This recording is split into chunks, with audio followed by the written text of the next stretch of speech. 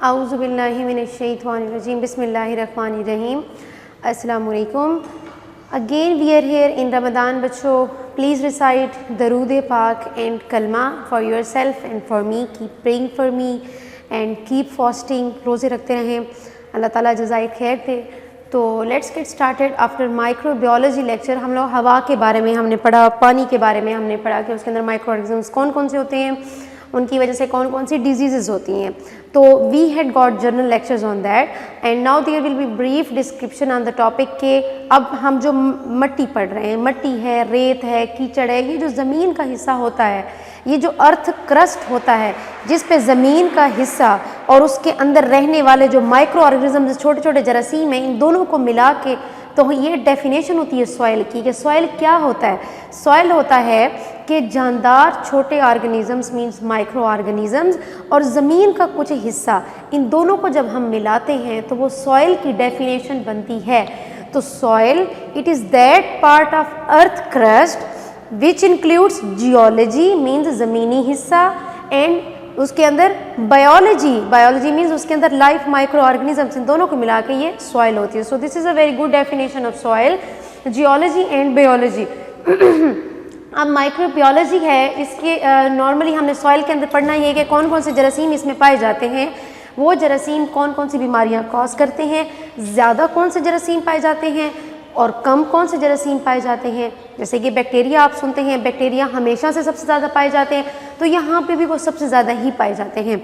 Micro organisms, first of all ये ना हो कि आपको ये ना पता हो कि माइक्रो ऑर्गेनिजम्स कहते हैं। प्लीज़ स्टॉप किडिंग बच्चों, क्योंकि माइक्रो ऑर्गेनिजम्स, माइक्रो मीन्स बहुत छोटे, ऑर्गेनिजम्स क्या होते हैं, जो स्मॉल ऑर्गेनिजम्स, छोटे जानदार होते हैं जो या तो आपको नॉर्मल आंख से दिखाई नहीं देंगे, माइक्रोस्कोप से आपको देखना पड़ेगा, या कुछ ऐसे माइक्रो ऑर्गेनिजम्स जानदार होते हैं जो कि आप आंख से देख सकते हैं। ठीक है, तो माइक्रो ऑर्गेनिज्म, सॉइल, अब मैंने आपको दोनों की डेफिनेशन बता दी है कि सॉइल क्या होती है। सॉइल ज़मीनी हिस्सा, द जियोलॉजी प्लस बायोलॉजी और जानदार वहाँ पर रहने वाले दोनों मिलकर सॉइल बनाते हैं।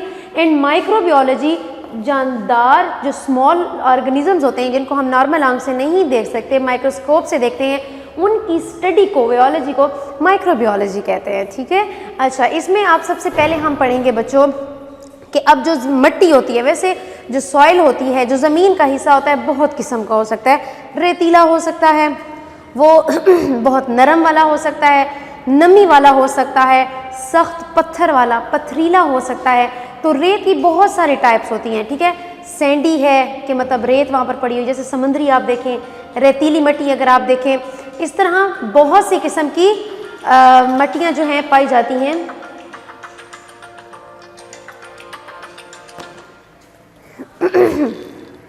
तो बच्चों रेत की अब बहुत सारी टाइप्स आ जाती हैं, उसमें आपकी रेतीली मिट्टी आ जाती है, कीचड़ वाली मिट्टी आ जाती है, पथरीली रॉक्स वाली मिट्टी आ जाती है।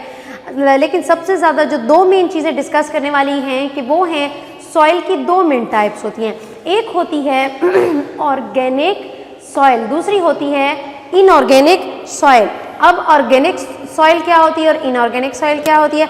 ऑर्गेनिक वो होती है कि जहाँ पर कोई कीड़े मकोड़े, जानदार डेथ होती रही, या पर वहाँ पे प्लांट्स गिरते रहे, डिकम्पोजिशन होती रही है प्लांट्स की और एनिमल्स की, तो उसकी वजह से वो जगह न्यूट्रिशन फुल है। न्यूट्रिशन फुल का मकसद ये है कि वो बहुत यूज़फुल होती है। जैसे हम उसी मिट्टी को फर्टिलाइज़र के तौर पर ज़मीनों के अंदर यूज़ करते हैं अच्छे खेतों के उगाने के लिए, वो ऑर्गेनिक सॉइल होती है जो फर्टिलाइज़र के तौर पे यूज़ हो रही है, जिसके अंदर वेस्ट मटेरियल पड़ा हो एनिमल्स का, या फिर एनिमल्स की डेथ के बाद उनकी डिकम्पोजिशन वहाँ पे हुई हो, या फिर प्लांट्स के पत्ते वहाँ गिरते रहे, प्लांट्स वहाँ पर पड़े रहे, गल सड़ के वो अंदर मिक्स मिट्टी के अंदर हो गए, वो ऑर्गेनिक सॉइल है।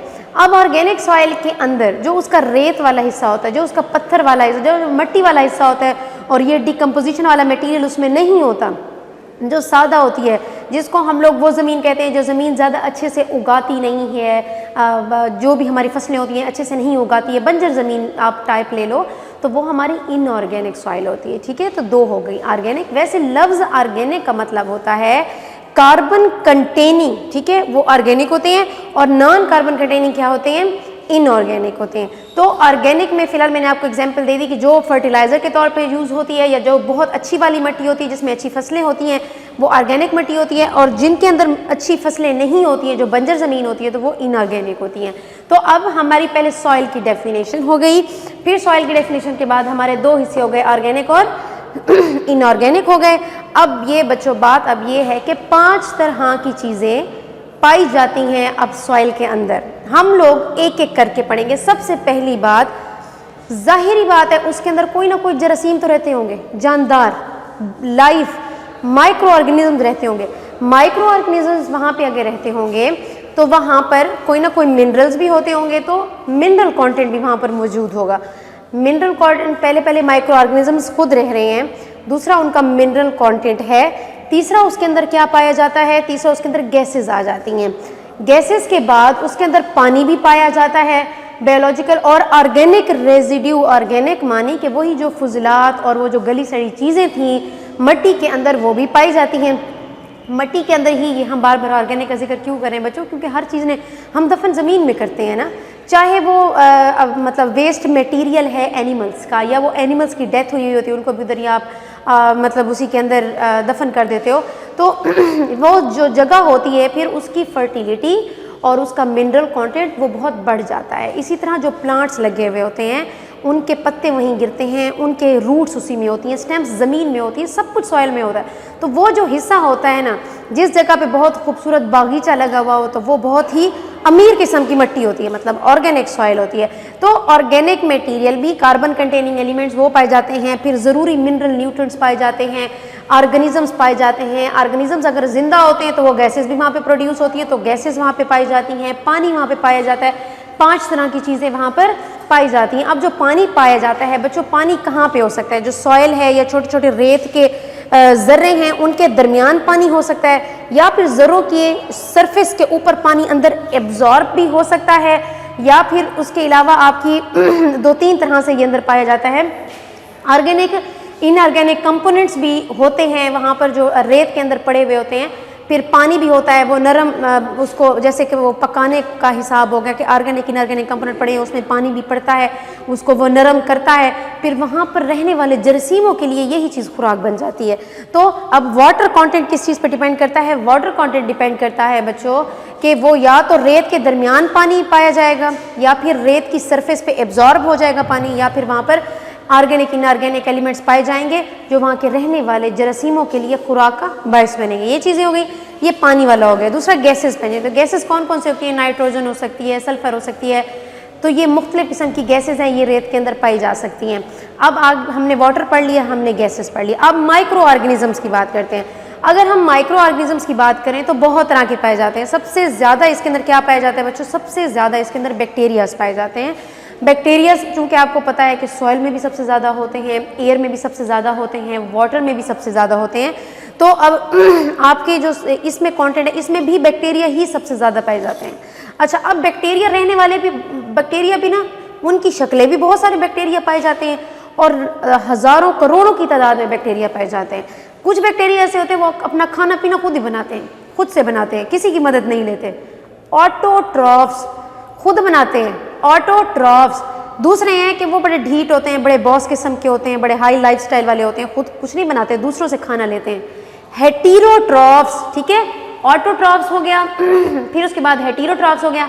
और कुछ बैक्टीरिया ऐसे होते हैं कि वो बेचारे गरीब गुरबी वाले होते हैं, नॉर्मल टेम्परेचर पर रह लेते हैं, उन्हें कोई टेंशन नहीं है, टेम्परेचर ज़्यादा है कम है, नॉर्मल, मतलब 24 से 45 डिग्री सेंटीग्रेड। मीजोफिल्स कहते हैं इसको। ये कुछ वर्ड्स आपकी बुक में लिखे हुए हैं, तो you should write the meanings on your book.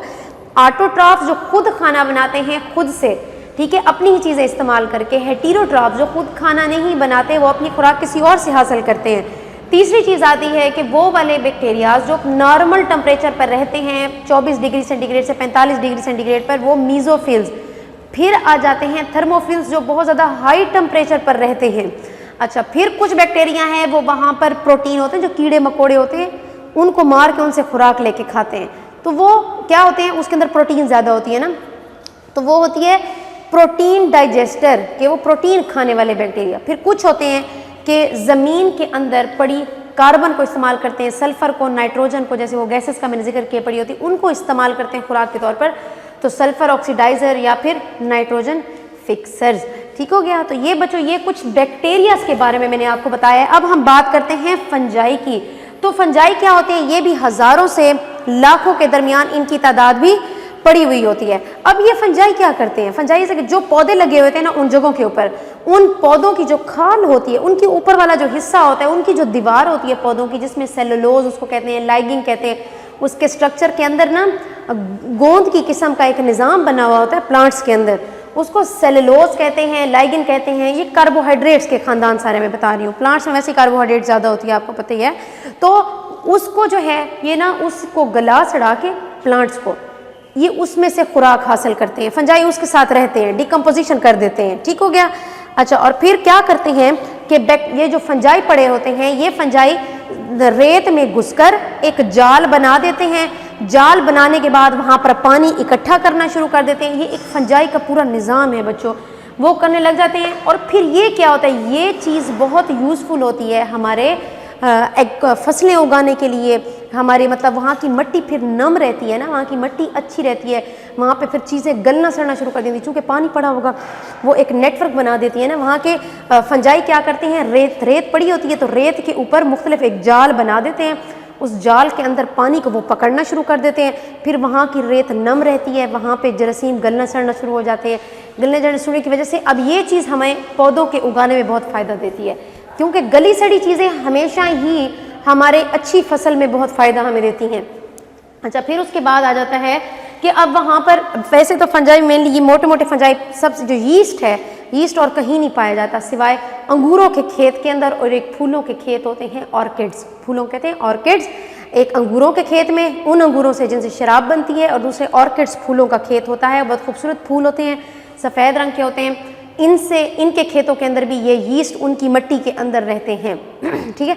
अब ये यीस्ट फंजाई है ना बच्चों, तो फंजाई का मैंने आपसे पहले कहा है, जहाँ पर पौधे होंगे उन पौधों वाली जगह पे, पौधों वाली मिट्टी के अंदर एक तो ये फंजाई पाए जाएंगे, क्योंकि ये उन पौधों की जो ऊपर वाली झिल्ली होती है, जो सेलुलोज होती है, ये उसको तोड़ते फोड़ते हैं, उसको खाते पीते हैं, उसमें रहते हैं। और दूसरा जो है ये गली सड़ी चीज़ें, ये उसको गला सड़ा के उस ज़मीन की न्यूट्रिशन, उस ज़मीन की अफादियत, ये किसान लोग ज़्यादा समझते हैं। वो गले सड़े पत्ते उठा लाते हैं, गंद फुजलात एनिमल्स के उठा लाते हैं और फिर हमारे खेतों में डालते हैं ताकि हमारे खेतों की अफादियत और बढ़ जाए, वो बहुत अच्छी फसल उगाएं। तो ये हमारे किसान लोगों के लिए बड़ा फ़ायदा है। वहाँ पे फंजाई पड़े होते हैं। चलो, बैक्टीरिया सबसे ज़्यादा हो गए, फिर फंजाई होते हैं। अब तीसरी चीज़ आ जाती है एलजी, चौथी चीज़ हो जाती है प्रोटोजोआ।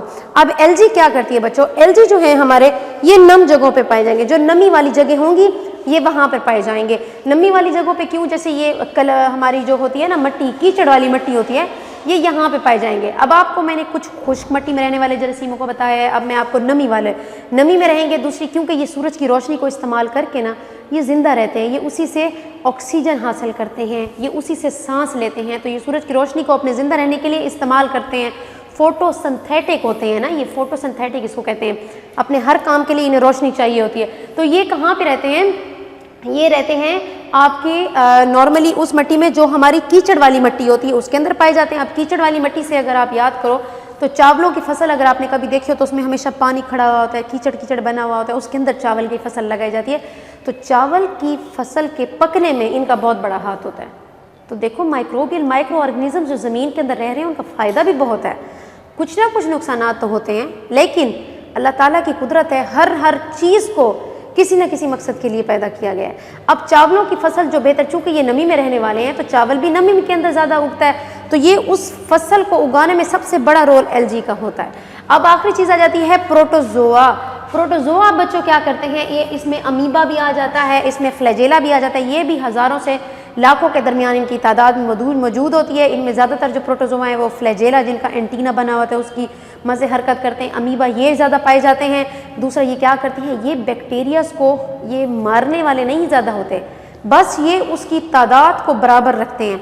तादाद बहुत बैक्टीरियाज की बढ़ गई तो भी नुकसान है, तादाद बैक्टीरिया की बहुत कम हो गई तो भी नुकसान है। तो ये उसकी मुतवाज़िन रखते हैं, इक्विलिब्रियम रखते हैं इन जरासीमों का। ये उनके दुश्मन नहीं होते, बस उसको अपनी हद से बढ़ने नहीं देते बैक्टीरियाज को। तो ये आपने चीज़ याद रखनी है। अब आ जाते हैं, मैंने मतलब ये जनरल आप लोगों को सॉइल की डेफिनेशन माइक्रोबायोलॉजी की बता दी, और जो सॉइल है बच्चों वो हर मिट्टी दूसरी मिट्टी से मुख्तलिफ कैसे हो सकती है। अब मरी की मिट्टी और है, बखर की मिट्टी और है, क्लाइमेट का फ़र्क हो गया। समंदरी मिट्टी और है, ये ज़मीनी मिट्टी और है, मतलब कि डेप्थ गहराई का फ़र्क हो गया। तो गहराई पे भी डिपेंड करता है, मौसम पे डिपेंड करता है, इसी तरह जगह पे, लोकेशन पे। कुछ मिट्टी चावलों की फसल के लिए है, कुछ मिट्टी मेवे जात के लिए है। तो लोकेशन पे, क्लाइमेट पे, गहराई पे, इन सारी चीज़ों पे डिपेंड करता है उसकी अफादियत, उसकी न्यूट्रिशन कितनी है, उसके अंदर पौधे कितनी हैं। जंगलात की मिट्टी की ज़रखेज़ ज़्यादा होती है, ये रेत जो है इसके अंदर मुश्किल से सिर्फ चने ही उग जाते हैं। तो क्लाइमेट है, जगह का फ़र्क है, वहाँ पे रहने वाले जरासीमों का फ़र्क है। तो बहुत सारी फैक्टर्स होते हैं, उसकी बेस पे सॉइल एक दूसरे से मुख्तलिफ होती है। और मिनरल्स मैंने आपको जो बताने थे कि मिनरल्स में सबसे ज़्यादा अच्छा रेत के बहुत छोटे ज़रात भी हो सकते हैं जो आपको नज़र ना हैं, बहुत छोटे छोटे। और रेत के ज़रात बड़े बड़े पेबल्स होते हैं ना, मट्टी के इतने बजरी के, अगर पत्थर आप देखो तो वो साइज़ भी हो सकते हैं, वो भी हम रेत में उसको लेते हैं। रॉक्स हो सकती हैं। तो साइज़ में मतलब फ़र्क होता है रेत के। इसी तरह रेत के अंदर सबसे ज़्यादा पाए जाने वाले जो ज़रूरी मिनरल्स होते हैं ना, वो एल्यूमिनियम पाया जाता है। सबसे कम जो पाए जाते हैं वो कैल्शियम, मैग्नीशियम, पोटाशियम वगैरह पाए जाते हैं। ठीक है बच्चों, so this was sufficient for today. इसको ब्रीफ सी एक रीडिंग दो। हमने cycles, nitrogen cycle, carbon cycle, sulphur cycle, ये we are going to revise it and we are going to discuss दो cycles in the next lecture. Keep praying for me and please keep praying for all the मोमिन and मोमिनीन and मोमिनात। और सबकी बख्शिश के लिए कम से कम जो है एक दफ़ा दरूद ज़रूर भेज दिया करें, जो भी हमारे मोमिनीन मोमिनात इस दुनिया से जा चुके हैं। एंड स्टे ब्लेस्ड, और दुआ करते रहा करें अपने लिए भी, मेरे लिए भी। जज़ाकल्लाह, सी यू सून इंशाल्लाह। अल्लाह हाफ़िज़।